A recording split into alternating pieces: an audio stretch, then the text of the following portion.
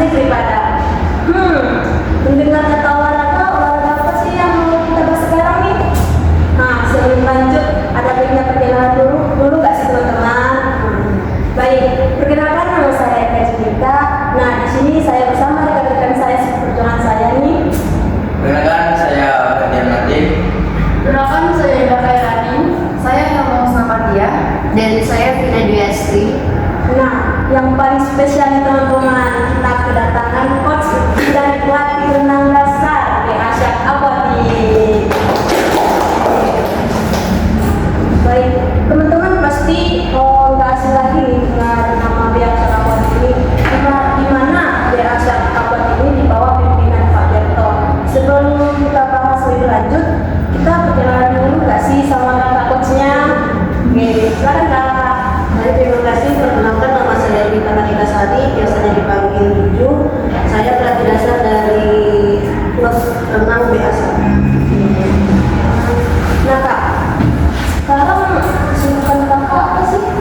Untuk sekarang mungkin lebih kesibukannya untuk kuliah ya. Kak, sejak kapan kakak masuk ke tim BASA? Kalau masuk ke tim BASA dalam tahun ini baru pertengahan tahun. Baru tahun ini ya kak? Baru tahun ini. Emang tim BASA ini udah lama kak? Tim BASA ini terbentuknya baru tahun ini, dari awal tahun itu baru terbentuk tim BASA. Karena kemarin kita fokusnya tahun ini, sekarang tim BASA ada di rumah. Jadi dia kayak pembagian gitu kak?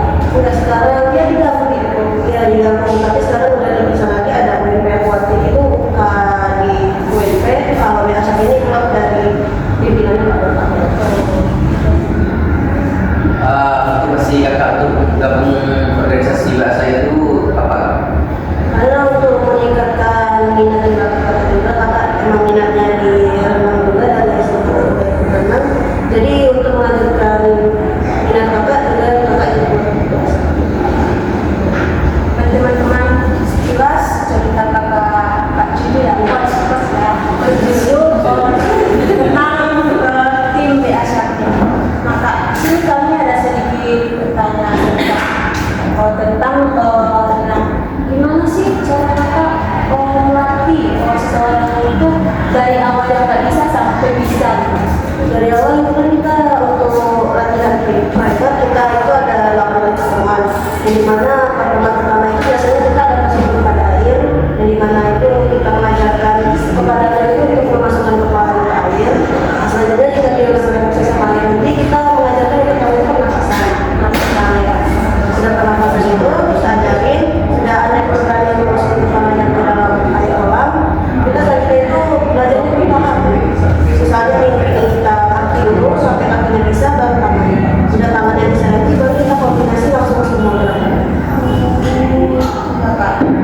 Maka kalau anak-anak ini sendiri susah nggak kak diajarin? Biasanya tergantung sama anaknya ya, kan ada anaknya yang cepat belajar, ada anaknya juga yang motoriknya juga ada yang lambat. Jadi tergantung anaknya juga. Kira-kira berapa lama yang dibutuhkan untuk menguasai basic renang dasar tersebut? Sebenarnya untuk menguasai renang jadi dasar itu kita sesuai sama anaknya juga. Dimana kita di sini biasanya itu 8 kali pertemuan. Ada juga ada motoriknya bagus, itu 2 kali pertemuan atau 3 kali pertemuan itu dia udah bisa renang. Ada juga yang lambat, jadi dari sampai 8 kali baru dia bisa. Jadi tergantung sama anaknya. Kak, cara melatih koordinasi tangan kaki pernapasan agar seimbang itu gimana sih kak? Kan banyak nih yang anak-anak kayak kami juga ya kan susah banget nih bagi jaga, apalagi pas dia itu doang. Biasanya tuh kebanyakan kesalahan untuk anak berenang gaya dada nih. Untuk kenapa dia sering tenggelam itu mereka sering kombinasinya barengan untuk gerakan tangan sama kakinya. Yang benarnya itu kaki dulu baru tangan dulu. Nah jadi kadang kebanyakan barengan itu jadi mereka tenggelam. Sama juga pandangan untuk renang itu kan ke bawah ke itu kebanyakan yang ke depan. Jadi banyak juga. Sama juga untuk kebanyakan orang yang berenang ini mereka itu terlalu tergesa-gesa untuk mau cepat nyampe berenang. Iya. Apalagi pas paniknya tuh yang kita kan Cara lagi panik itu loh Pak. Cara nyampe panik itu sebenarnya kita jangan terlalu panik itu dalam air. Kita tuh harus santai aja.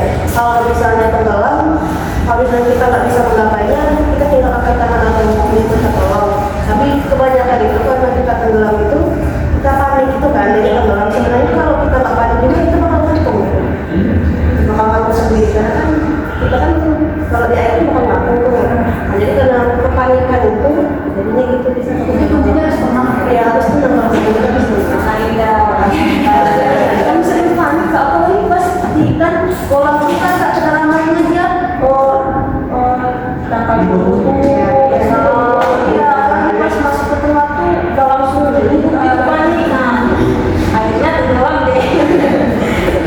Oh ya kak, saya mau nanya kak, kalau teknik dasar itu yang gaya dada gimana sih kak?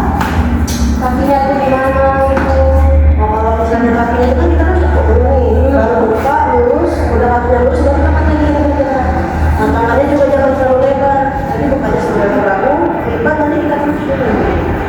Nah, jadi kalau misalnya tangannya terlalu lebar, sama kalau tangannya terlalu ditutup, ini pasti bakal berat kan. Jadi tangannya jadi masih lebar. Jadi itu nanti pasti. Ada lagi kak yang trauma kan banyak tuh kayak atlet gimana sih cara mengatasi trauma tuh kak, bimbing orang itu supaya mau lagi gak trauma gitu kak. Pertama itu kan dari sebagian orang itu harus tahu itu trauma anaknya itu trauma di dalam kolam air kolam atau misalnya di bangunan. Nah, sama juga sebagai pelatih itu kita harus memberi motivasi kepada anaknya agar bisa bilang kalau air itu nggak membunuh gitu. Jadi kita bisa memberikan motivasi terus kepada anaknya biar anaknya mau. Dan perlahan-lahan itu kita kan secara bertahap nih. Nah, pertama itu kita coba dulu anaknya untuk bisa memasukkan kepala ke dalam air. Coba perlahan, udah misalnya dia bisa, nanti coba juga anaknya untuk bisa duduk di dasar kolam. Jadi kan dia tahu kalau kolam itu nggak buat dia tenggelam gitu. Nah, jadi itu terus kasih motivasi. Misalnya ada kemajuan dari anaknya nih, selalu dari apresiasi gitu. Dan misalnya anaknya nggak mau masuk kolam, kita kayak misalnya mungkin anak kecil kan lebih senang sama hadiah tuh. Nah, kayak misalnya ayo kita hadiah kita masuk gitu kan. Kalau sendiri pernah sama anak yang nggak trauma gitu.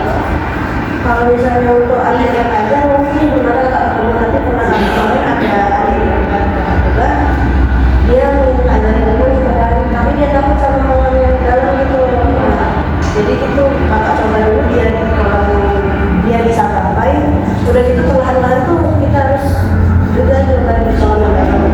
Sebagai kakak kemarin itu kakak ini dia renang jadi dia renang juga kan. Nah, cobanya juga itu jangan terlalu ke tengah, ke pinggir. Nggak jalan dulu ya. Kan kalau air itu kan kalau pokoknya nggak ada pinggirnya. Nah, jadi dia tuh cobain ke pinggir yang ada titiknya itu. Nah, jadi misalnya dia takut atau gimana, dia bisa menggapai itu. Jadi juga kita harus kasih motivasi juga kan supaya dia bisa mengambilnya. Pengen trauma Dia kehilangan trauma bisa kasih motivasi. karena anak-anak yang trauma ini susah juga sih. Seperti kami juga kan pernah tak tenggelam kayak takut gitu masuk ke kolam itu karena dalam takut tenggelam lagi. Kadang juga anak yang trauma itu kan mau dia kolam yang dia bisa lari juga pasti dia bakal takut kan. Iya. Jadi itu makanya kita kasih motivasi dulu, kita jelasin kalau air itu nggak apa-apa dulu gitu kan. Nah, sama juga nanti kita coba misalnya dia takut kita pegangin, kita bantu pegang. Itu kita harus sebagai pelatih itu kita harus juga bisa memodifikasi apa gitu kan. Karena anak itu kan kebanyakan banyak yang suka bermain tuh. Nah, kita juga modifikasi juga di kolam itu untuk bermain apa dan dia berani juga untuk masuk. Nah kalau itu kak, kamu nggak sih adaptasi bersama itu? Kalau untuk adaptasi sama airnya, anak-anak itu suka main air. Nah, tapi kebanyakan juga kan anak kan maunya bermain gitu kan. Nah, jadi harus kita tuh